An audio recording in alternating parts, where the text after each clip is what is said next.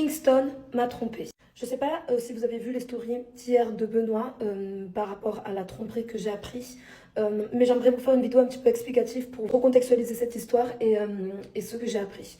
Voilà, en fait, il faut savoir qu'avec Kingston, on s'est rencontrés à la Queen House, donc saison 1. Directement, on s'est très bien entendu. J'étais une des premières à aller vers lui, à essayer de l'intégrer.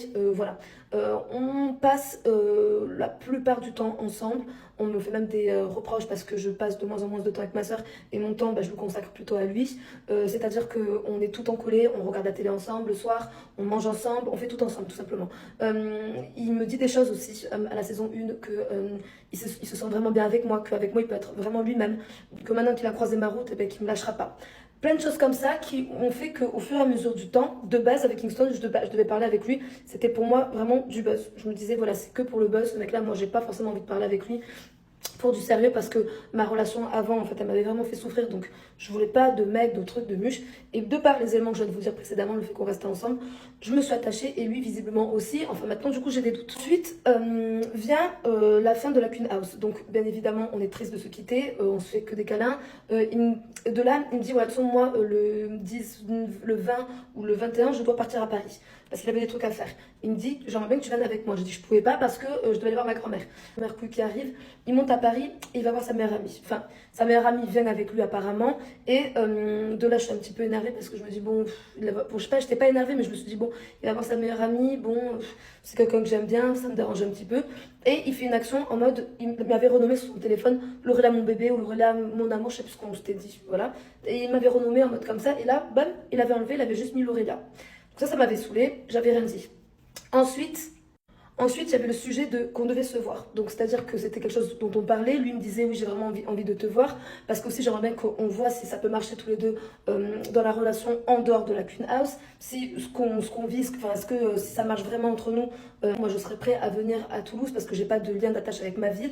Donc, j'ai vraiment envie qu'on se voit. Donc, il me le disait souvent. Et moi, du coup, j'étais vraiment d'accord avec lui. J'ai dit, oui, moi aussi, j'ai besoin qu'on se voit. Moi aussi, j'ai besoin de savoir si on avance dans la même direction ou pas, tous les deux. Bien le fait qu'à un moment donné, il me dit, oui, Lorella, c'est bon, je te propose un truc. À Paris, j'ai une collaboration avec un appartement, avec spa, etc. etc. J'aimerais bien que tu viennes, on peut faire du contenu ensemble, ça serait aussi l'occasion pour qu'on se voit. Donc, je pense que ça serait vraiment bien. Il organise ces petits trucs, etc. Moi, j'étais vraiment chaude. Et il organise les dernières modalités. Par A plus B, finalement, il m'explique que ce plan-là tombe à l'eau. Donc, on devait quand même partir ensemble à Paris. Finalement, qu'est-ce qu'il fait? Il y va avec son meilleur ami. Pas sa meilleure amie, son meilleur ami. Donc, encore une fois, je suis un petit peu déçue. Je me dis, bon, on ne peut pas se voir. Et le programme, en fait, qu'on avait prévu, c'est qu'on parte à Paris ensemble. Ensuite, on allait partir à Chalon, dans sa ville, pour pouvoir faire du coup, pour qu'il me présente un petit peu sa ville, etc., etc. Et puis ensuite, après, on devait partir ensemble pour le nouvel an. Il part à Paris, sans moi bien évidemment, et donc il part avec son meilleur ami. Il fait ce qu'il a à faire. Moi, encore une fois, je suis déçue, mais je ne dis trop rien. Et puis, en vient le moment où du coup, il doit repartir. Et là, en fait, il prend le train, et puis là, il me dit quoi? Oui, je pars finalement en fait à Marseille. Je rentre pas dans ma ville, je pars à Marseille, et moi, je vais voir Benoît. Ok, donc là en fait je me suis dit, finalement il est parti voir sa meilleure amie, il est parti voir son meilleur ami, il est parti voir Benoît. En fait j'ai l'impression, c'était mon impression, j'ai l'impression qu'il allait voir tout le monde sauf moi, il voulait pas venir me voir en fait. Entre temps quand on était au téléphone avec Kingston, souvent on parlait, on parlait de nous deux, il me disait des choses, je lui disais des choses, j'avais l'impression que ça matchait quand même entre nous un minimum, du moins c'est ce que je pensais.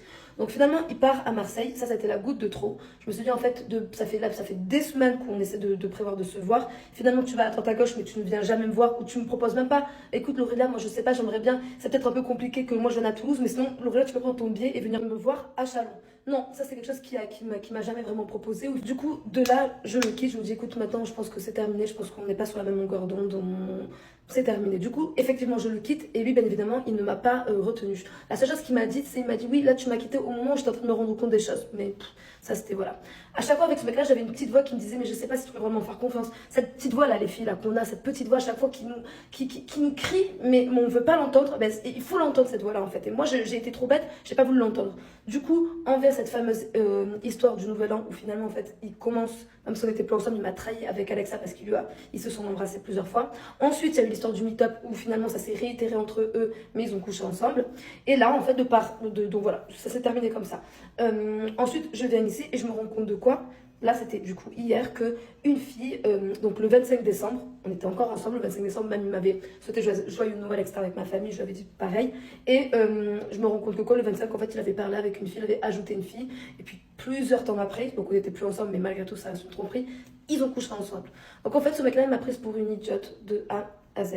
La conclusion de cette histoire, c'est que je me dis, en fait, plus t'es gentil, finalement, plus on te prend pour une conne, on te prend pour une personne faible. Quand t'es méchant, on te craint, on te respecte. Ben moi, c'est ça maintenant, je veux être méchante parce que j'en ai marre d'être gentille. Pour terminer, Kingston, je lui souhaite même pas forcément plus de mal que ça parce que j'étais pas non plus, j'étais pas amoureuse de lui comme pas possible, pardon. Même si hier lui disait oui, elle avait plus de sentiments que moi j'en avais pour elle, non, pas du tout, parce que j'ai pas eu de mal à te quitter dans tous les cas. Mais la seule chose en fait, c'est que j'aurais aimé qu'il soit plus transparent avec moi. Je veux pas qu'on lui fasse de pressing, je veux pas voilà, qu'on l'harcèle ou quoi. Mais la seule chose, c'est que je voulais vraiment vous expliquer mon point de vue et comment je le vois. Et en fait, vraiment, je m'en veux à moi parce que cette petite voix, des fois, qui me disait ne lui fais pas vraiment confiance, fais attention, je ne l'ai pas écoutée. Et les filles, c'est ça que je veux transmettre comme message ce soir, aujourd'hui, là où je enregistre ma vidéo. C'est qu'il faut toujours écouter sa petite voix. Quand on sent qu'il y a un truc qui ne va pas, il faut l'écouter, il faut s'écouter. Voilà, que tu love.